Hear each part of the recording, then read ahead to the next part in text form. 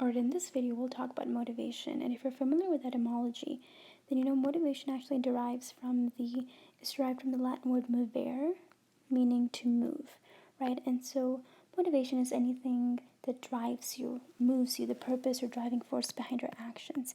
And in this video, we'll look at different theories that have been used to explain motivation and factors that influence motivation. So if you pause for a moment, you can probably think of examples of motivation in your own life, right? Perhaps the desire to go to college has motivated you to study for your exam and maintain a competitive GPA, right? Or let's say you're a fitness freak, so the desire of staying fit has motivated you to go to the gym, right? Or maybe you want to learn something new, so the desire to learn something new has motivated you to try roller skating. Or perhaps you're afraid that you're going to fall down, so the fear has motivated you to not go roller skating, right? So motivation can be rooted, towards minimizing pain or maximizing pleasure, and it can also be directed towards physical needs such as eating, drinking, sleep, etc., which we'll talk about further. Alright, now we'll take a look at extrinsic versus intrinsic motivation. And if you look at the prefix ex meaning outside and in meaning inside, right? So extrinsic motivation is motivation that comes from the outside, and intrinsic motivation is motivation that comes from the inside, okay? From within yourself, right? So let's take a look at some examples. So let's say you go to your job every day because you want to be praised by your boss, or you want to get a promotion, or you go for the money, right? All of that is outside influence. That is extrinsic motivation, outside motivators, excuse me. But if you, go to your job because you just go because you enjoy it, then that is intrinsic motivation. And you can have a mixture of both extrinsic and intrinsic motivation. Hopefully you go to your job especially because you're intrinsically motivated, right? If you're watching this video because you want an A on your next exam, right, or you want to maintain your GPA, that is extrinsic motivation. But if you're watching this video because you find psychology really interesting, you're watching this video purely for enjoyment, you just find it, gratifying and, interesting, then that is intrinsic motivation. All right, moving on, we'll be talking about these four theories. And fortunately, we won't have time to touch on these three, but do know that they do exist, and these are important theories that you'll come across. All right, let's first talk about the instinct theory. So let's define what instinct is, right? Instinct is something that's innate, unlearned, right? You're born with it or you learn it over time. So what this instinct theory says is that people perform certain behaviors because of, evolutionary programmed instinct. So the idea of evolution that first came by Darwin's theory of evolution plays an important role in instinct theory. And the guy who's associated with this theory is William James. So let's talk about some instincts that humans and animals have, okay? So if you know anything about wolves, then you might know that they're highly territorial creatures, right? They like to travel in packs, and they like to follow the alpha male of their group, okay? Let's think about instincts that humans have, right? Some babies like to suck their thumbs, right? It's not something they learn, it's just something that apparently is caused by evolution, right? And according to scientists, it helps them soothe themselves, right? If you have noticed babies, they actually close their fingers around an object. So if you place something in a baby's finger, he or she will automatically grasp that object around his or her hand. And that's actually called the grasp reflex. You don't really need to know these terms, but it's just something extra if you want to know. Another reflex that babies have that they automatically turn their heads toward the stimulus that touches their cheek, and that's called the rooting reflex. Again, you don't need to really know these words, but we're just talking about some instincts.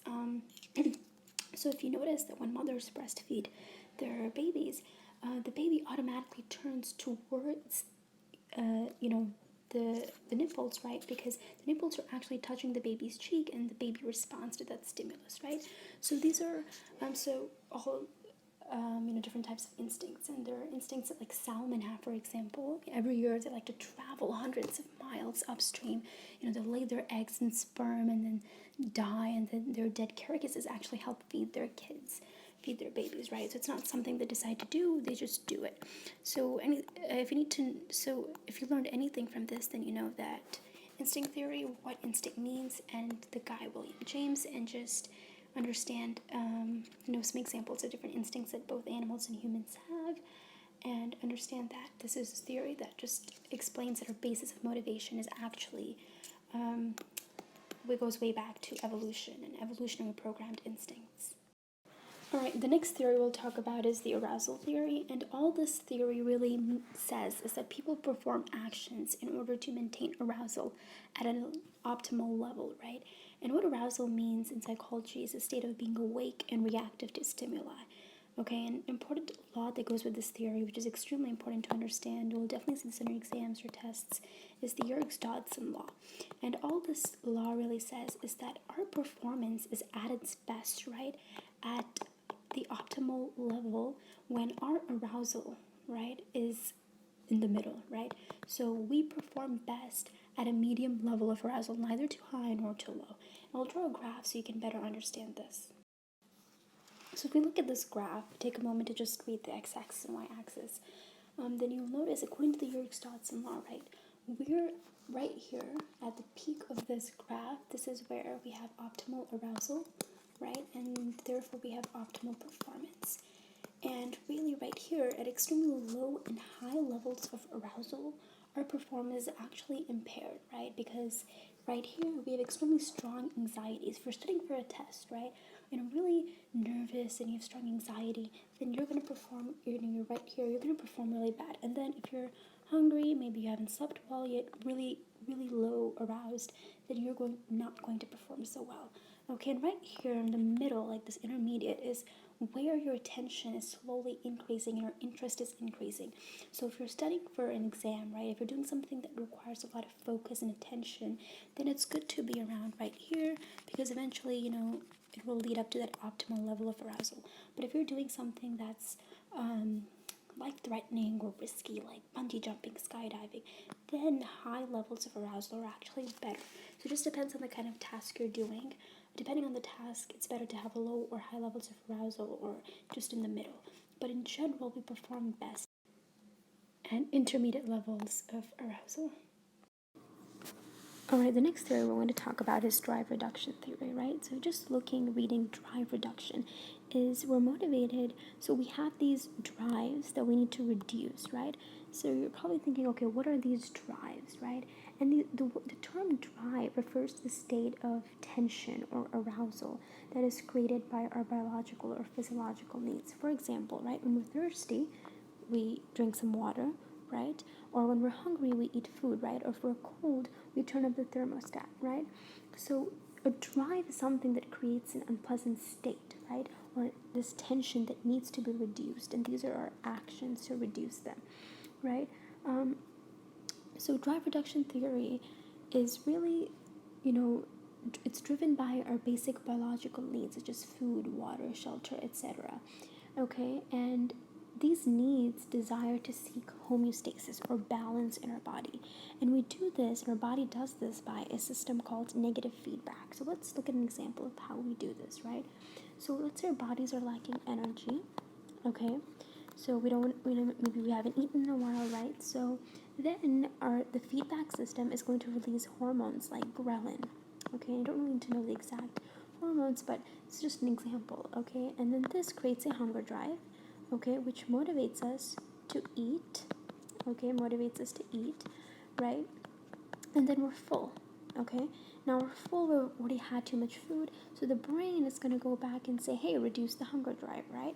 And so the brain is going to release hormones like leptin, which is going to turn off the hunger drive for you, okay? So this is an example of negative feedback, right? We have too much of this stuff, it's going to turn it off. If you have too little of the stuff, it's going to turn on, right? So this theory really, is about reducing that tension, reducing that arousal in our body, right? All right, finally, the last theory we'll talk about is need-based theory, okay? And need-based theory comes from Maslow's hierarchy of needs, right? And Maslow was an extremely prominent psychologist, and you'll probably heard about him many times in different contexts with this pyramid that he came up with, right? And he divided this pyramid into 5 different groups, from physiological to self-actualization. Okay, so in physiological lies, your basic needs for survival, like food, water, shelter, right? So your most basic needs. And then your safety, right? Safety from danger, safety from pain, right? Feeling safe. Okay, and then love and belonging, right? The need to form bonds with people, relationships, intimacy, right? The next step is esteem, okay? So, feeling important, being respected by other people, right? That all falls under this category. And finally, is self actualization. So, self actualization is about taking on new challenges, right? Acquiring new skills, being creative, behaving in such a way that will lead to the satisfaction of your life goals, right? And the whole idea of this pyramid and the whole idea of this theory is that humans have needs, right? That are hierarchically ranked, right? And unless you satisfy the lower order needs, the higher order needs can never be met, right? And so let's look at an example, right? Perhaps you're hungry, right? And so at that point, right, all your behavior may be directed at finding food.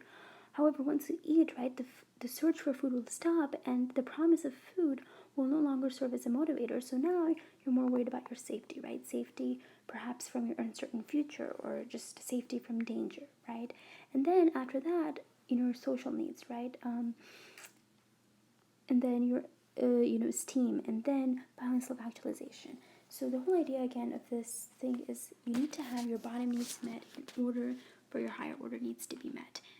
And once your lower order needs are met, they no longer serve as motivators, and then you're more worried about these things right up here. So make sure you understand what lies in each category, and do understand that this is your highest need. Your highest priority is physiological, because if you don't meet this, then you won't be able to survive. And then up here is your lowest priority.